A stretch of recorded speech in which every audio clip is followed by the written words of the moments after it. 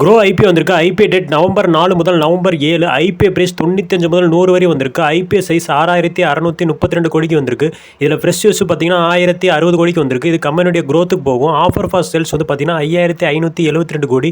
இது ஏற்கனவே உள்ள ஷேர் ஹோல்டர் வந்து ஸ்டாக்கை செல் பண்ணுறவங்களுக்கு போகும்.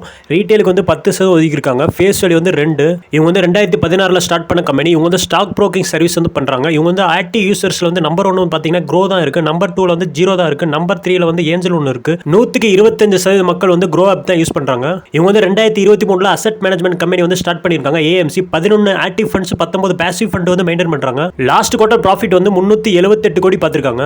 ரிசர்வ்ஸ் வந்து 5506 கோடிக்கு வச்சிருக்காங்க. கடன் வந்து 324 கோடிக்கு இருக்கு. கம்மியா தான் இருக்கு. இவங்களுடைய மார்க்கெட் கேபிட்டல் 61735 கோடி. இவங்களுடைய புக் வேல்யூ வந்து பாத்தீங்கன்னா 9ல இருக்கு. புக் வேல்யூவோட 10 மடங்கு அதிகமாக தான் ஐபிஓ பிரைஸ் வந்திருக்காங்க. இவங்களுடைய இபிஎஸ் வந்து பாத்தீங்கன்னா 2.45. ஐபிஓ பிரைஸோட வகுத்து பாத்தீங்கன்னா பி ரேஷியோ வந்து 40ல வந்திருக்கு. நார்மல் வேல்யூஷன் தான் வந்திருக்காங்க. இவங்க ஐபிஓ வந்ததுக்கான நோக்கம் வந்து பார்த்தீங்கன்னா கிளவுட் இன்ஃப்ராஸ்ட்ரக்சர்காண்டி வந்திருக்காங்க. பிராண்ட் மார்க்கெட்டிங்காண்டி வந்திருக்காங்க. இவங்களுடைய சப்சிடரி கம்பெனியில் இன்வெஸ்ட் பண்ணுறதுக்காண்டி வந்திருக்காங்க. அப்புறம் ஜெண்டர் கார்பரேட் பர்பஸ்காண்டி வந்திருக்காங்க. Investments in securities market are subject to market risks. Read all the related documents carefully before investing.